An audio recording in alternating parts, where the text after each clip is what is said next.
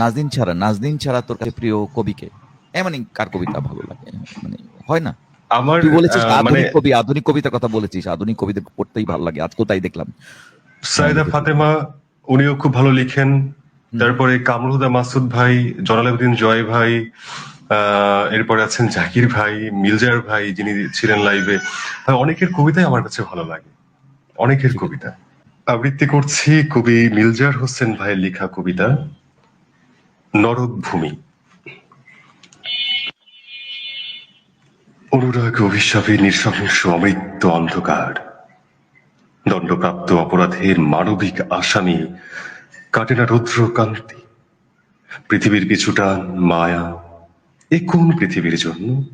মৃত্যু উৎপাদন কারখানার, শ্মশান রক্ত নগরীর, প্রজনন কেন্দ্র হিংসা উপত্যকা, মৃত্যু উৎপাদনের বিনিয়োগ ভূমি। বাড়ছে শুধুই উপেক্ষা, যেখানে লাল গোলাপ ফোটে রক্তাক্ত লাশের কফিনে, নরক ভূমির নরক নগরীতে। ক্ষমা করো হে নিষ্পাপ আগামী, ক্ষমা করো হে নরক নিষ্পাপ আগামী। ভাই মুসা, আহ, ক্ষমা আসলে তুই করিস আমাদেরকে, আমাদের এই না বয়সে না আমাদের, না, দাঁড়া, আমি সেটা বলছি না। কারণ আমাদের জায়গা থেকে আমাদের যাদের যতটুকু যোগ্যতা অনুযায়ী সম্মান দেওয়া উচিত ছিল সেটা আমরা দিতে পারিনি।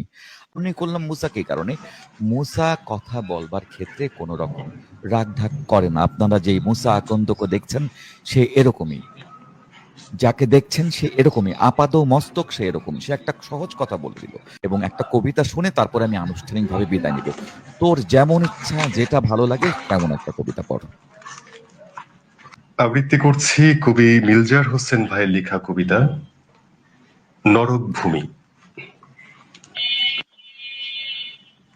অনুরাগ অভিশাপে নৃশংস অমৃত্যু অন্ধকার, দণ্ডপ্রাপ্ত অপরাধের মানবিক আসামি, কাটে না রৌদ্র কান্তি, পৃথিবীর পিছুটান মায়া। এ কোন পৃথিবীর জন্য?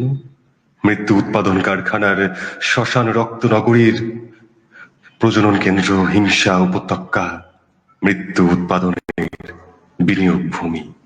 বাড়ছে শুধুই উপেক্ষা, যেখানে লাল গোলাপ ফোটে রক্তাক্ত লাশের কফিনে, নরক ভূমির নরক নগরীতে।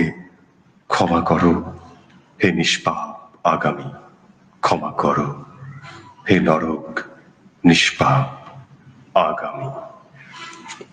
ভাই মুসা, আহ, ক্ষমা আসলে তুই করিস আমাদেরকে, আমাদের এই না বয়সে না আমাদের, না, দাঁড়া, আমি সেটা বলছি না। কারণ আমাদের জায়গা থেকে আমাদের যাদের যতটুকু যোগ্যতা অনুযায়ী সম্মান দেওয়া উচিত ছিল সেটা আমরা দিতে পারিনি।